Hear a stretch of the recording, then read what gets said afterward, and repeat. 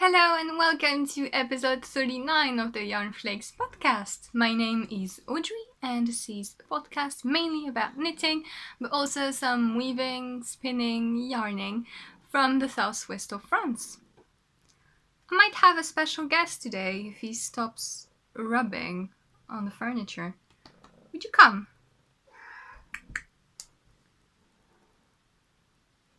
Nope. He's going to come at the most inappropriate moment. Welcome to everyone. I hope you all had a lovely week, and I hope you will enjoy this week's episode.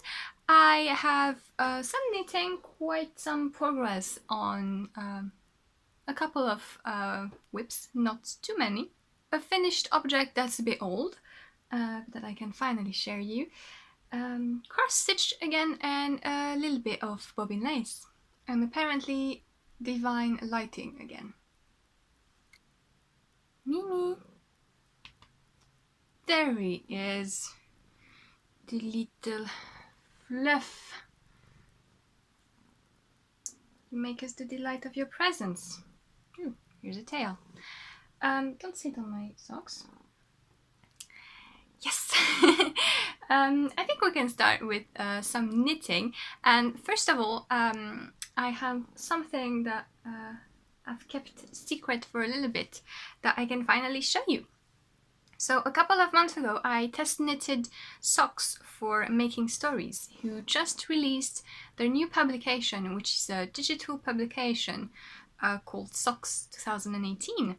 And it's a collection of 7 beautiful textured sock designs. He likes to rub project bags. The publication goal is to focus on using natural sock yarn that is non-superwash and non-nylon sock yarn. And yes, it is a very interesting read. I highly recommend it. You get 7 beautiful patterns. I will definitely make a couple more of them.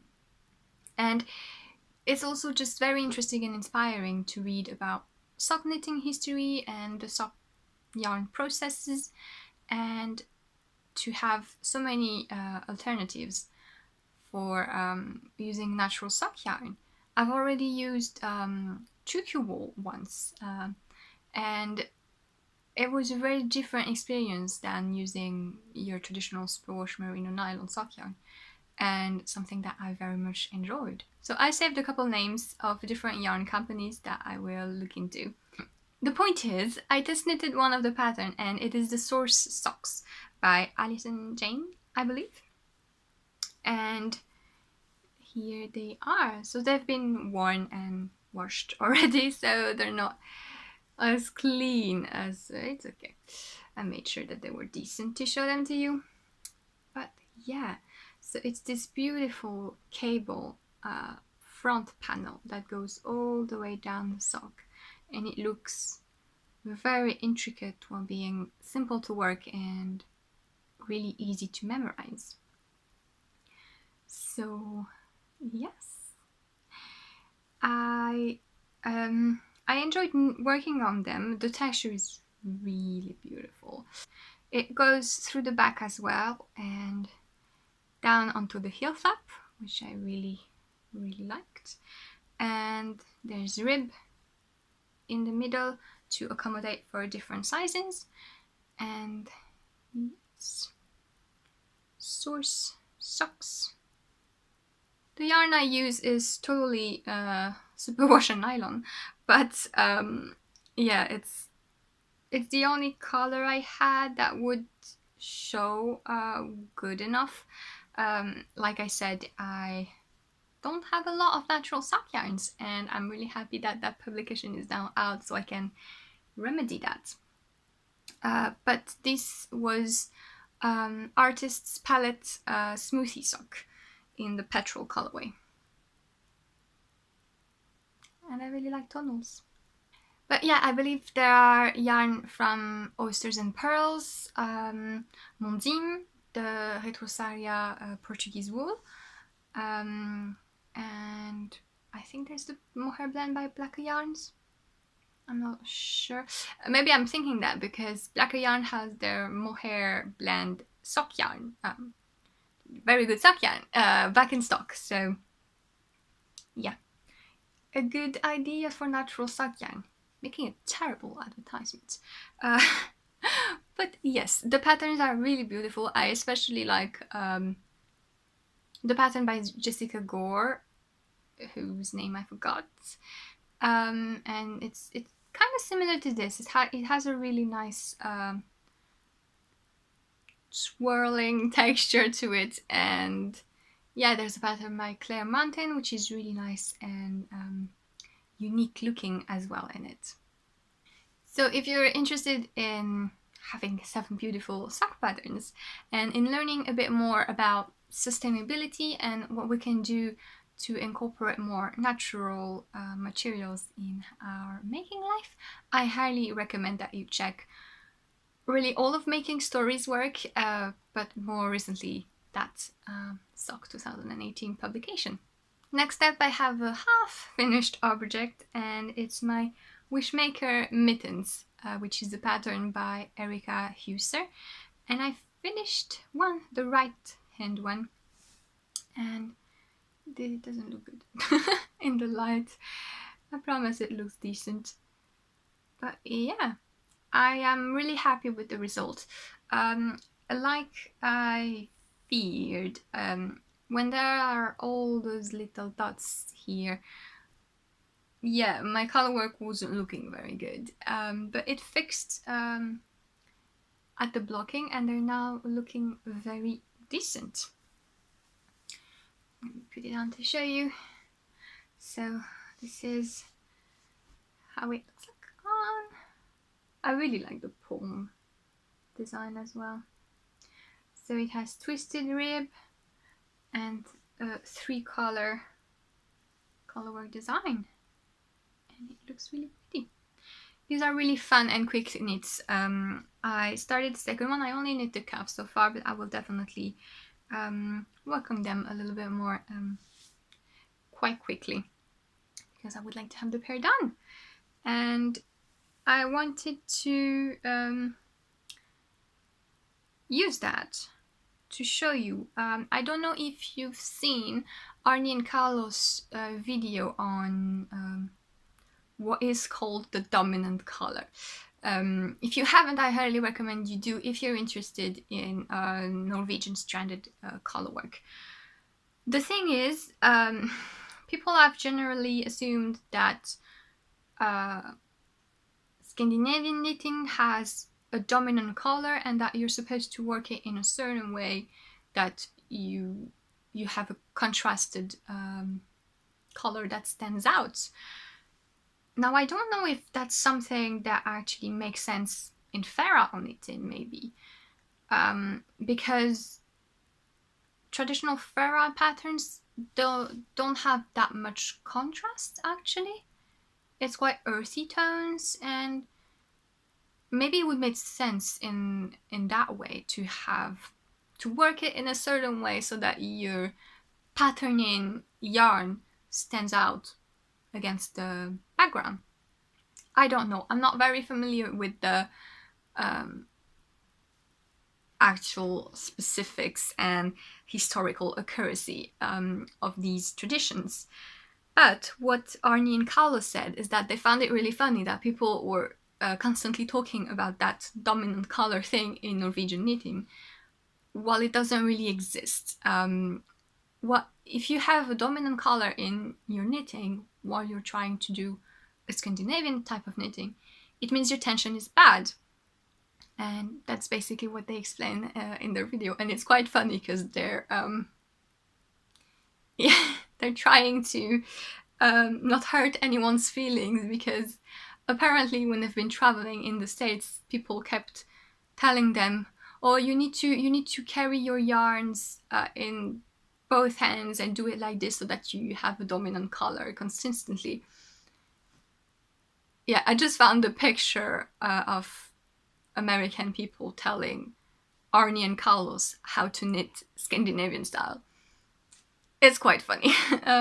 But yeah, the video is really interesting, and I highly recommend that you do. I will try to link it down below. But what I wanted to show you in regard to these mitts is that you have a perfect example of having a dominant color, which is having bad tension for me. And it's especially visible in the edges where a magic loop. I can't be bothered to use small circulars. I'm not comfortable with them. So I am magic looping and trying to get better at colorwork magic loop. But right now, this is where I'm at. So I don't know if you can kind of tell that my stitches don't look very good. The contrast color is much looser, not so much when there's a small patterning. This is fairly even. I'm really happy with this. But on that side, and especially around the edges, the purple color stands out because my stitches are looser. Now the reason for that is that I do knit stranded colorwork with one color in each hand because I think it's faster. I really enjoy doing it like that, and it's much faster for me than picking up the other yarn. And when you have short changes like that, it really bothers me to drop the yarn, and I can't carry it on one hand. I do want to try having a yarn guide for that and see if that can be an option. But my goal is to perfect my two-handed stranded colorwork and get better at the continental part of it, so that my continental stitches, my contrast color stitches, get tighter and I eventually have good tension. I don't have that looser stitches and dominant color problem. Because to me it is a problem. Not so much that I don't like the mittens. I am practicing, I am trying to get better at it, and that's the reason I was saying in last episode that I didn't want to have the cream being the contrast, because I know that I have that tension issue, and if my contrast color, dominant color, ends up being the white, the clearer colors of the two, I personally think it looks quite bad. It looks really bad. Whereas if I have bad tension on the purple here on a white background, it looks decent. It looks okay, and I'm happy to do it like that while I'm practicing my tensions. So yeah, I just thought that this was something interesting to discuss, and I want to show you. I'll talk about it later in just a bit, but I wanted to show you. Look at this. So that's kind of even worse because you carry 3 colors around and it's not blocked, so I don't know how good of a comparison that will do, but I don't have any dominant color in that. My tension is good. My tension is good. My tension is even, let's say, in all the different colors I used for the yoke. So this is what you want. And I've noticed that it's much easier for me to have good tension in colorwork when I'm actually knitting a sweater rather than something on a small circumference and magic looping. Maybe because I tend to react like when I'm knitting socks and I'm quite tight when I'm English knitting. So yeah, these are my thoughts on this tension, dominant coloring issue, and yeah, I just thought it would be nice to have a good example of what you don't want. The yarn I used, I didn't even say, the yarn I use is Drops Flora, which again is very good for it's good for colorwork. It has a pretty nice result, and I'm very happy with them, and I think they look quite delicate with that really clear background, and I'm very happy with my mix. Before I jump into that very exciting colorwork yoke I just showed you, I wanted to tell you that I am still knitting on my Molly Weasley socks. I promise. It's just that I am so slow on small circulars. And I never really noticed that. I don't know, because I've done maybe 3 pairs of socks on these 20 centimeters, 9-inch circular, which are the higher sharps. And I've never noticed, but I am very slow. Like I need at least an hour to make a repeat. And then there are 6 stripes, yes, but it's not that much knitting, so I don't know what's up with me. But I still managed to make some progress. And hopefully I will eventually get them done one day. Because I really like the yarn. The yarn is beautiful. I'll have quite some left, I think. I'll make the contrast afterthoughts heels non-contrasty. I'll make the afterthoughts here in the same yarn. But I might have quite some left. I never know what to do with leftover soft striping yarn. Probably use it in my hand woven scrappy thing. Yeah. So I've been working on my Windfell sweater a bit more. I showed it to you last week. I believe I just started it. I am making the Windfell sweater, which is a pattern by Jennifer Steingas, I don't know, which is published in Woods. And yes, I am modifying it because the pattern is knit bottom up, and I don't like this. So I've talked in length about how much I hate making bottom up colorwork yokes. So I am modifying it so that I am knitting the yoke first, which I have completed, and I just picked up the body and sleeves, and now I'm going to knit them downwards. So this is what I have. It smells so sheepy. I am knitting it out of Holst Supersoft, which is amazing. I really like it, and I cannot wait to block it. I kind of wanted to block the yoke because I ended up having a finished yoke before I picked up the bottom of it, and I kind of wanted to block it, but I resisted because I thought it would look odd and kind of depress me to work on a very long stockinette body and sleeves if my tension was looking horrible in comparison to the blocked version. But yeah, this is what I have. So I've knit up. I've done the little raglan shaping. I've done the yoke, which I wouldn't recommend for a beginner because you do carry 3 colors, for quite a big part of the pattern. So yeah, oddly enough, I managed to do it in quite a smooth way. I had the grey to the right, the dark purple to the left, and I had the reddish thing in the middle, and it went rather smoothly. I'm quite happy with how I did. I don't have tension issues, like I said. It doesn't look perfect because it's how it is, and Holst Supersoft always looks a bit webby because of the spinning oil that it still has, but it's quite nice. What's not nice is that, so I finished the chart and then you decrease quite quickly and make some short rows for the neck before binding off in Nycord. I don't know what happened to me, but look at that back neck. It's awful.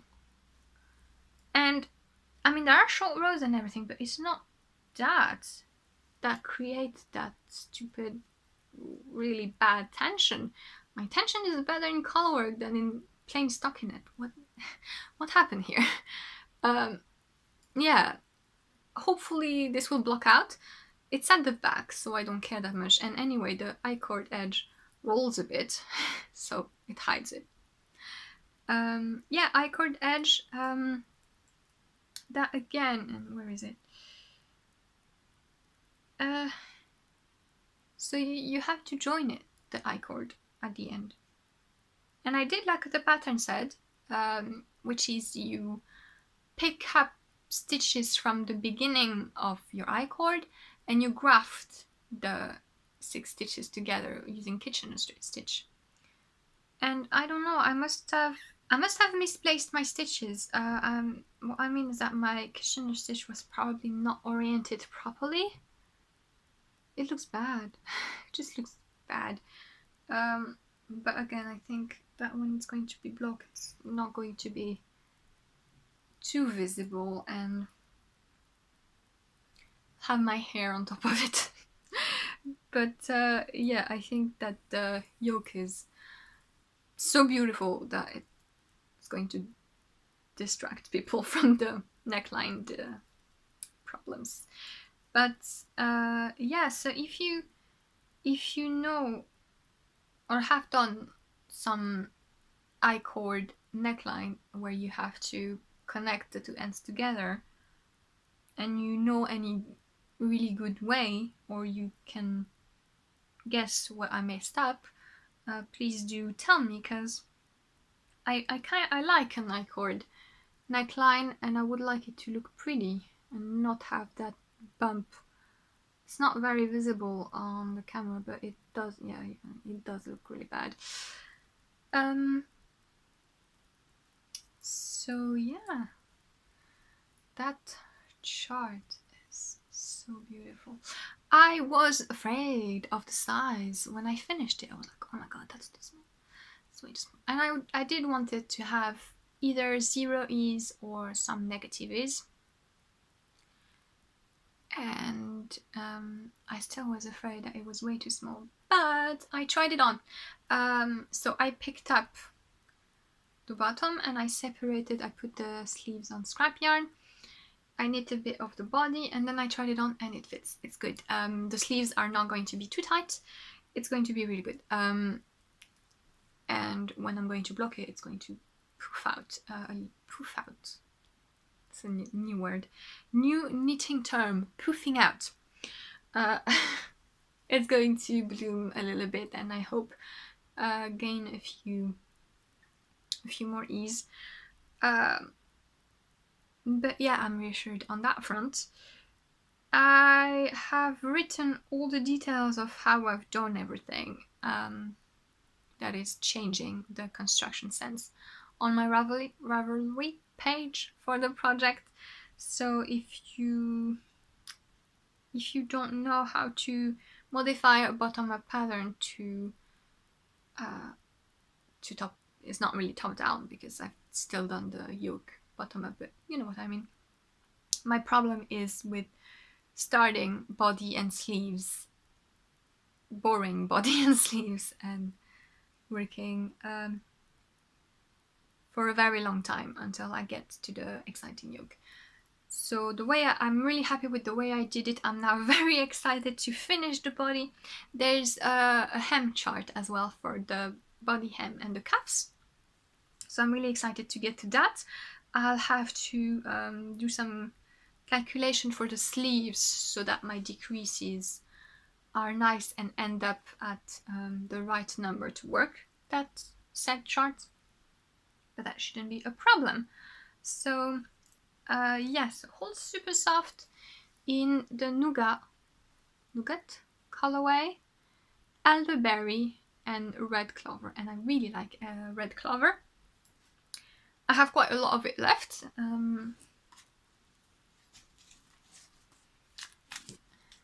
And I'll probably try to sneak it in another colorwork project. The rest of the contrast hem and cuffs will be made in the Elderberry, the darker purple, which works really well with the grey. I was afraid that it would look a bit too much, but it blends so well. And yeah, it's my berry Winfell. It looks Can't wait to have it done. It's not going to be the season to wear it anymore, but it's okay. It's quite cold this week. We've gotten a new cold wave without snow, because it's snowing in Morocco, but it's not snowing in France. Well, it is, but just not. It's like there's a snow alert on the weather reports of France, and every department of France is in alert except ours. It's really frustrating. It's like we're surrounded by snow and it doesn't want to come to us. Floats wise, pretty happy with what I have. It's not perfect. It looks a bit messy here, but it's okay in real life. I don't know why it looks that messy on the camera, but it's fine. I'm not paranoid with floats, especially using that yarn. I mean, I'm going to wash it and it's all going to stick together. But you do have to jump further than 5 stitches sometimes, which is sort of my limits for fingering weight. So I did catch the floats after 5 stitches, which is what happens around here mostly. But yeah, this is what my floats look like. It's alright. It's not like I'm going to be wearing it inside out anyway, though that would be something to try. Yeah, Windfell, pretty good advanced on that, and I work on the body so I don't end up keeping it that way forever. That's it for the knitting content of this episode. I do have some cross stitch to share, and it's a finished object. It's my Sleepy Fox. Haven't done anything, I just pushed everything at the back. But yeah, I finished it. So this is a kit that I received at Christmas, and it's the Sleepy Fox pattern from Little Beach Hut, and it's so cute. So I've done all the outlining of the leaves and everything. It looks really sweet. There's mistakes everywhere, but it's not like you can't tell when it's off by 1 stitch. And yeah, it's really, really sweet. I really like it. I like how autumnal the colors are, and yeah, harvesting for foxes, so pretty happy with that. Trying to show it to you without getting blown out by the sun. I learned quite a bit doing this. Previously I only done fairly straightforward cross stitching, that is just full stitches, and this pattern has half stitches and 3/4 stitches. The thing is, I got a bit confused by how they were charted, and with the outlining on top of that, I never knew if something was a half stitch or a 3/4 stitch. I never knew if something was a half stitch with outline or a 3/4 stitch. I'm sure it was shown in some way, but it just confused me a little bit. But I am glad that I came across those new stitches, so now I can try and make patterns that are a bit more complicated, which I will be doing quite soon. You don't really want to see the back of that because of the outlining. It instantly looks bad, but yeah. I'm really happy with the result. I will figure out a way to clean out the back, and yeah,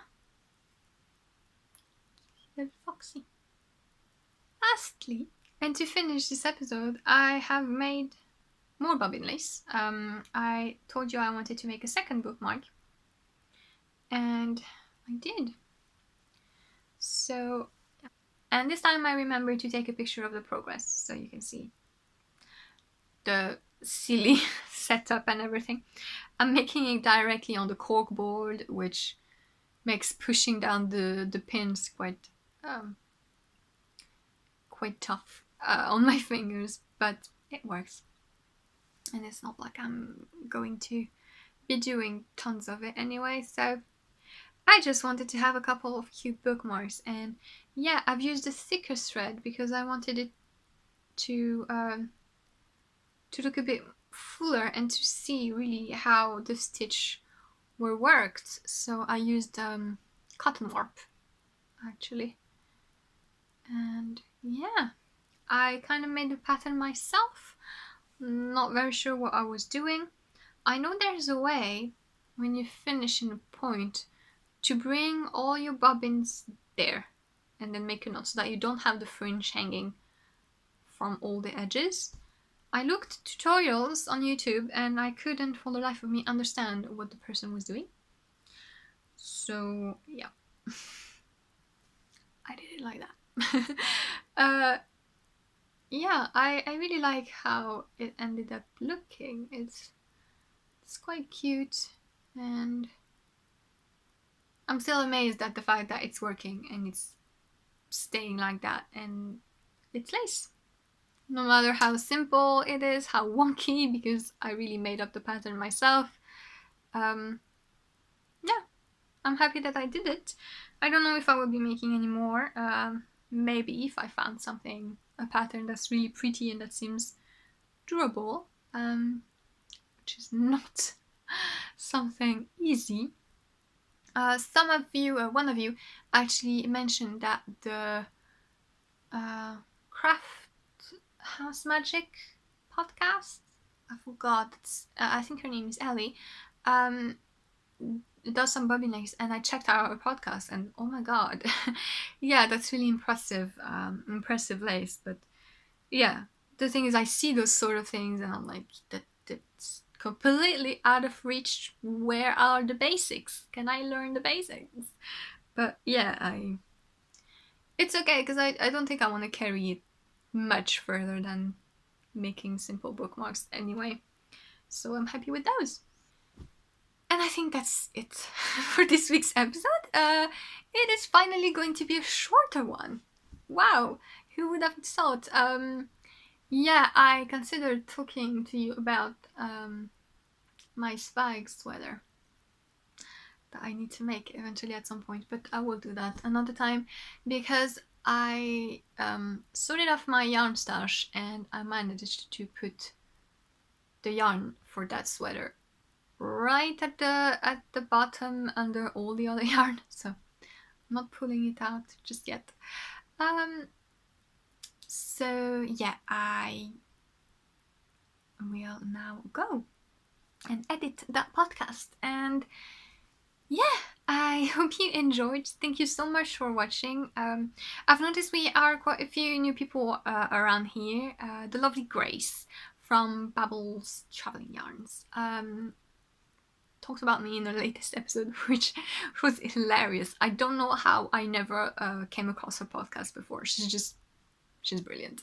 So thank you so much, Grace. I loved watching your podcast, and I am binge watching your channel and really enjoying it. And I do want your cat still. It's really cute. Yeah, thank you so much, Grace. Thank you so much to everyone who came here after you've seen Grace's episode, and wherever you come from, thank you so much for subscribing. That's really nice. It's lovely to have people to chat to about yarn. I don't know anyone around me who makes, and that's kind of why I started this this channel, just so that I could share yarn and stuff with people that actually understand what I'm talking about and are not just nodding desperately like my boyfriend is. Oh, my poor boyfriend. But yeah, so it's really nice to have your lovely comments and support. And I will stop rambling now, and I will see you next time. I wish you a happy day, night, and week. Bye bye.